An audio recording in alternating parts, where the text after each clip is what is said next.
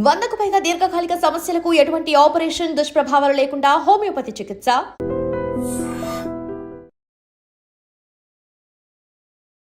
Welcome to iDream media. So జనరల్‌గా gastric issues ఉన్నవాళ్ళు ఎక్కువగా ఈ యాంటాసిడ్స్ వాడుతూ ఉంటారు. కడుపులో మంట మందులనేవి వాడుతూ ఉంటారు. ఇవి వాడడం వల్ల డాక్టర్ ప్రిస్క్రిప్షన్ లేకుండా వాడడం వల్ల వచ్చే అనారోగ్య సమస్యలేంటి? వివరాలు తెలుసుకుందాం. మనతో పాటు ప్రముఖ internal medicine specialist doctor Rajesh Ukkara garu ఉన్నారు. డాక్టర్ గారు నమస్తే అండి. నమస్తే. డాక్టర్ గారు, కడుపులో మంట మందులు అంటే అదొక పెద్ద షీట్ ఉంటది ఇంట్లో. డోలో మందులు గూడా అట్లే ఉంటాయి. దాంతో పాటు ఇది ఉంటుంది. కడుపులో మంట మందు వేసుకున్నామా హాయిగా ఉంటుంది. బ్రేక్‌ఫాస్ట్ చేయొచ్చు అనే ఆలోచన డాక్టర్ ఇచ్చినా, ఇవ్వకపోయినా వాడుతూ ఉంటారు. రకరకాల మందులు యాంటాసిడ్స్. మంచిదేనా డాక్టర్ గారు? సో, అగైన్ ఇది చాలా ఇంపార్టెంట్ ప్రాక్టికల్ ఎక్కువగా మేము ప్రాక్టీస్‌లో చూసే ప్రాబ్లమ్ ఇది. యాక్చువల్లీ మీరడిగిన ఫస్ట్ క్వెషన్ ఇది మంచిదేనా? హ్మ్. నా ఉద్దేశంలో చాలా బ్యాడ్ అండి. హ్మ్. ఎందుకంటే ఈ over the counter medicine OTC అవును. అంటాం.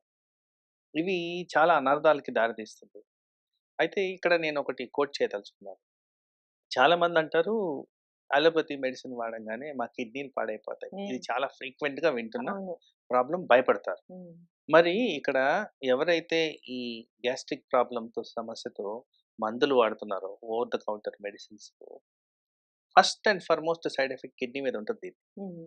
ఏది యాంటాసిడ్స్? యాంటాసిడ్స్‌కి. హుహు. మరి అది వాడడం కరెక్ట్ కాదు కదా! హ్మ్. మరి అదెందుకు ప్రజలు గమనించట్లేదు.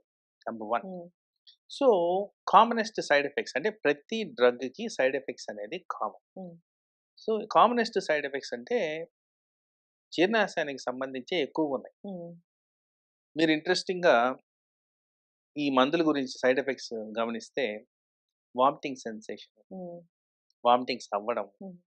లూజ్ మోషన్స్ ఇలాంటివి ఫ్రీక్వెంట్‌గా దాంట్లో సైడ్ ఎఫెక్ట్ కింద గమనించిన రిసర్చ్ పరంగా ఉన్నవి. ఉన్నవి. హ్మ్. అందుకోసం ఫస్ట్ ఆఫ్ ఆల్ గ్యాస్ట్రిక్ ప్రాబ్లమ్‌ని సరిగ్గా అర్థం చేసుకుంటారంటే లేదండి. ప్రతి ఒక్కరు కాస్త కడుపు ఉబ్బరం ఉందంటే వెంటనే టాబ్లెట్ వేయడమే చూస్తున్నారు హ్మ్. గానీ, అది ఏ కారణంగా వస్తుందనేది ఎవరు గమనించరు. రిలీఫ్ వస్తదిగా డాక్టర్ గారు? రిలీఫ్ వస్తదంటే సైకలాజికల్ రిలీఫ్ వస్తదేమో గానీ, హ్మ్. వాస్తవానికి నేను ఎగ్జాంపుల్ కోట్ చేస్తాను. చాలా తరచుగా నేను వింటున్న ప్రాబ్లమ్ మలబద్ధకం. ఈ హ్మ్. మధ్య కాలంలో ఎక్కువగా ఉందది. High consumption of biryani food hmm. Or bakery food, processed food వీటిలో అసలు literally there is no fibre. హ్మ్. ఫైబర్ లేనప్పుడు మలబద్ధకం అనేది అవును. నార్మల్. దీనికి అడిటివ్‌గా వాటర్ తాగడం చాలా తక్కువగుంది. ఎవరైనా చూడండి హ్మ్. చాలా ఫ్రీక్వెంట్‌గా విమెన్‌లో గూడా ఎక్కువ గమనిస్తాను. వాటర్ అనేది తక్కువ తాగుతారు. సో, ఈ కారణంగా ఏమవుతుంది? వీళ్ళకి మలబద్ధకం వస్తుంది. మలబద్ధకం వచ్చినప్పుడు గ్యాస్ట్రిక్ అవుట్‌లెట్ అనేది ఒకటి ఎక్కడి నుంచో ఉండాలి. హ్మ్. చాలామంది ప్రేంపులంటారు. హ్మ్. ఆ విధంగా గ్యాస్ రిలీజ్ చేస్తారు. హ్మ్. కాస్త ఎక్కువగొస్తే అది గ్యాస్ ట్రబుల్ అంటారు. హ్మ్. అలాగే గ్యాస్ కింద నుంచి రిలీజ్ హ్మ్. చేస్తారు.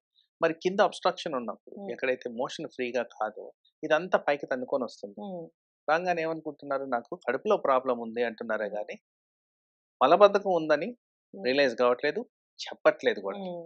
సో, ఇక్కడ ఏం చేస్తారు వీళ్ళు ఆ టాబ్లెట్ వేసుకుంటారు. హ్మ్. మీరు మలబద్ధకం క్లియర్ చేసేదాకా మీ గ్యాస్ట్రిక్ ట్రబుల్ హ్మ్. క్లియర్ గాదు. హ్మ్. సో, అట్లాంటప్పుడు ఈ టాబ్లెట్ వేసుకున్న దాని వల్ల మీకొచ్చే బెనిఫిట్ ఏంటి? హ్మ్.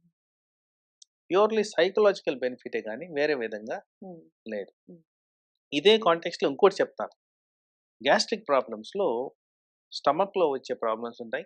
స్టమక్ కనెక్ట్ చేసే పై భాగం ఈసోఫేగస్ అంటాం. హ్మ్. ఆ భాగంలో వచ్చే ప్రాబ్లమ్స్ ఉంటాయి. ఈసోఫేజియల్ రిఫ్లెక్స్ డిసీజ్ జీఈఆర్‌డి అంటాం మేము. అవును. సో, ఈ జీఈఆర్‌డి అనేది చాలా ఫ్రీక్వెంట్. ఎందుకంటే తినేసి, తాగేసి పడుకుంటున్నారు. హ్మ్. వీటిలన్నిటి వల్ల ఈ జీఈఆర్‌డి అనేది చాలా కామన్‌గా వస్తుంది. అంటే తినేసి, తాగేసి అంటే బిర్యానీ, ఆల్కహాల్, స్మోక్. హ్మ్. ఈ 3 కాంబినేషన్‌లో జీఈఆర్‌డి అనేది చాలా ఫ్రీక్వెంట్‌గా వస్తున్న ట్రబుల్. సో, దీనికి వీళ్ళేం చేస్తున్నారు? మళ్ళీ అదే టాబ్లెట్ వాడుతున్నారు. వాస్తవానికి ఏం చేయాలి? అట్లా తినేసి, తాగేసి పడుకోవద్దు. కాసేపు మేలుకో ఉండాలి. జనరల్ రికమెండేషన్ ఏంటి? 2 ½ అవర్స్ బిఫోర్ స్లీప్ హ్మ్. మీరు ఫుడ్ అనేది కంప్లీట్ చేయాలి. అది కూడా ఇట్లా ఇరిటెంట్స్, స్మోక్, ఆల్కహాల్ 2 ఇరిటెంట్సే. Gastric irritants. అలాంటివి మనం అలౌ చేయకూడదు. ఇది కూడా హ్మ్. మనం ప్రజల్లో గమనించుకోవాలి. తర్వాత బాడీలో న్యాచురల్‌గా యాసిడ్ అనేది మనకి పుట్టుకతోనే వచ్చిన స్వభావం. ఎందుకుంది అక్కడ యాసిడ్ అంటే హ్మ్. జీర్ణం కావడానికి ఆ యాసిడ్ అవసరం.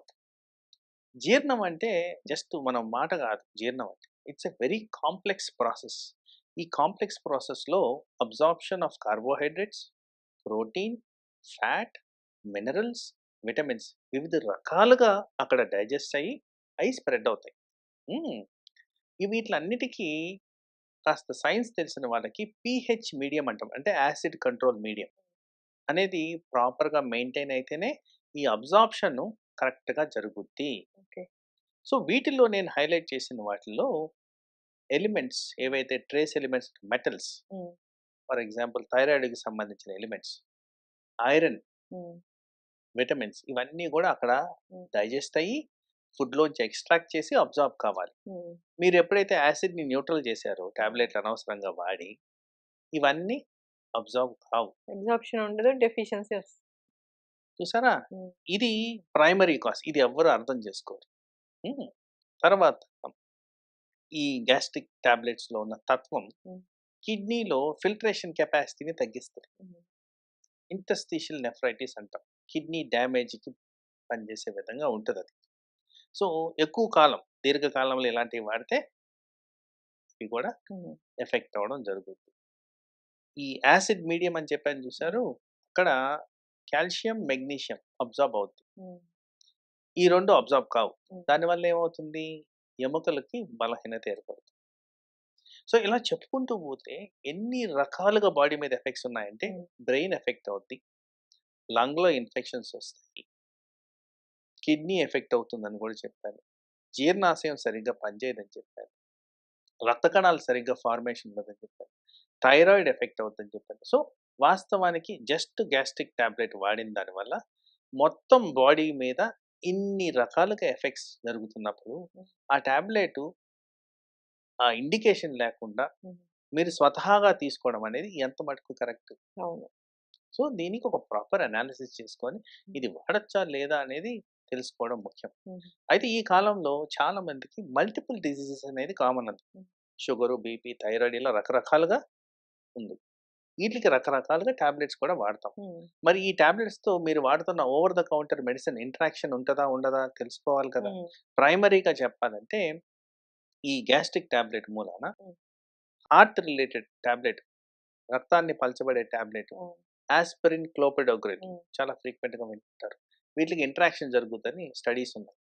మరి అలా వాడినప్పుడు హార్ట్ పేషెంట్‌కి కరెక్ట్‌గా మందులు రీచ్ అవ్వకుండా ఉన్నట్టే కదా! హ్మ్.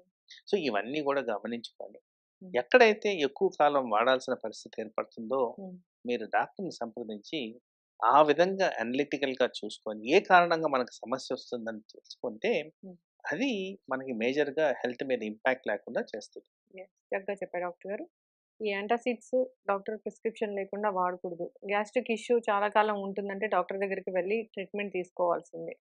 సో, ఎక్కువ కాలం ఇలాంటి టాబ్లెట్స్ వాడడం వల్ల డెఫిషియన్సీస్ అనేవి వస్తాయి. చాలా ఎక్కువ. ఐరన్ డెఫిషియన్సీ చాలా ఎక్కువ. అంటే ఈ టాబ్లెటు ఇంటరాక్ట్ అవుతది వేరే దానితోని, వేరే టాబ్లెట్స్‌తోని. కాబట్టి ఇలా వాడకపోవడమే మంచిది. అయితే హ్మ్. ఏదైనా యాంటీబయోటిక్స్ రాసినప్పుడు కూడా కాంబినేషన్‌గా ఇది ఎందుకు రాస్తారు డాక్టర్ గారు? ఒకటి నేను గమనించింది ఇప్పుడు నా ప్రాక్టీస్‌లో జనరల్‌గా నేను రాయనండి. హ్మ్. నన్ను పేషెంట్‌లు అడుగుతున్నారు. "సార్ ఇన్ని పెట్టారు కదా! అవును. ఒక గ్యాస్ట్రిక్ టాబ్లెట్ పెట్టరా" అంటారు. హ్మ్. సో, వాళ్ళందరికీ నేను చెప్పుకోగలుగుతున్నా. ఇదిగోండి ఇది రీజన్ ఇందుకోసం పెట్టట్లేదు. మీకు నిజంగా గ్యాస్ట్రిక్ ట్రబుల్ వస్తుంటే చెప్పండి అప్పుడు పెడతాను అని హ్మ్. చెప్తున్నాను. హ్మ్. సో, వాస్తవానికి వాటిలి రెండిటికి తోడు కాదండి. హ్మ్. యాంటీబయాటిక్ పెట్టంగానే ఇది పెట్టాలనే రూలే లేదు. హ్మ్. ఇంకా కొన్ని యాంటీబయాటిక్స్ వల్ల లూజ్ మోషన్స్ అనేవి హ్మ్. వస్తాయి. ఈ టాబ్లెట్ మూలాన కూడా లూజ్ మోషన్స్ వస్తాయని చెప్పాను. హ్మ్. సో, ప్రాబ్లమ్ పెరిగేదానికి కూడా ఛాన్స్ ఉంది కాబట్టి ఇదంతా గమనించుకొని చేసుకోవడం అనేది ఇంపార్టెంట్. హ్మ్. డాక్టర్‌ని సంప్రదించకుండా మీరు స్వతహాగా అట్లాంటి యాంటీబయాటిక్స్ వాడుతున్నాం గదా! అని చెప్పి హ్మ్. యాసిడ్ టాబ్లెట్స్ వేసుకోవద్దు. ఓకే. ఎప్పుడన్నా కడుపులో మంటొచ్చింది, ఎప్పుడన్నా డైజెషన్ ప్రాబ్లమ్ ఉంది అంటే ఎట్లా తగ్గించుకోవాలి డాక్టర్ గారు? సో, జనరల్‌గా నేను రికమెండ్ చేసేది నేచురల్ పద్ధతులు ఎక్కువగా చెప్తాను. హ్మ్.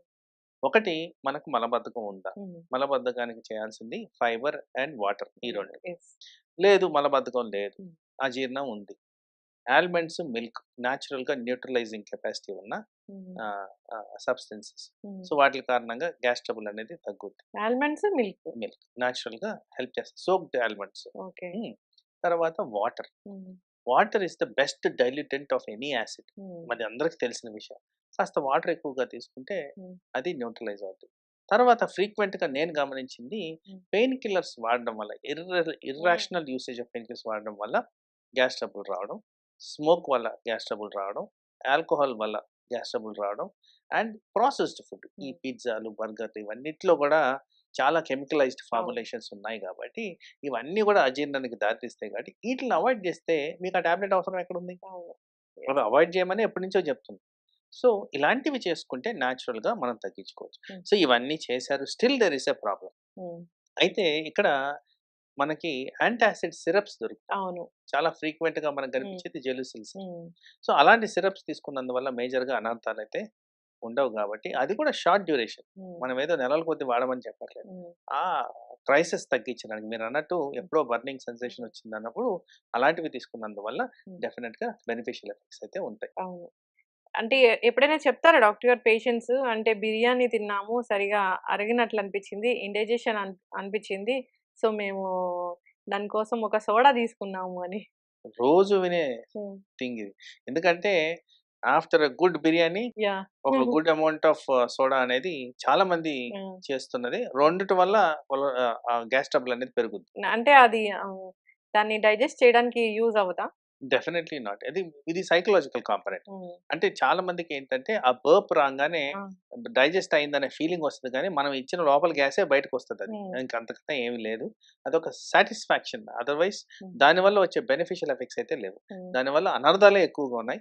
పర్టికులర్ గా మీరు అన్నట్టు బిర్యానీ తర్వాత cool drink are soft drink తాగడం అనేది మంచిది కాదు. ఎనీ కార్బోనేటెడ్ డ్రింక్ మనం అసలు చెప్పకూడదు. Not recommended. చక్కటి ఇన్ఫర్మేషన్ డాక్టర్ గారు. ఫాలో అవ్వాలని కోరుకుందాం. ఓవర్ ద కౌంటర్ మెడిసిన్ ఇదే కాదు, అసలు మల్టీవిటమిన్ ట్యాబ్లెట్ కూడా మనము సొంతగా తీసుకోకూడదు అనేది చెప్తూ ఉన్నారు.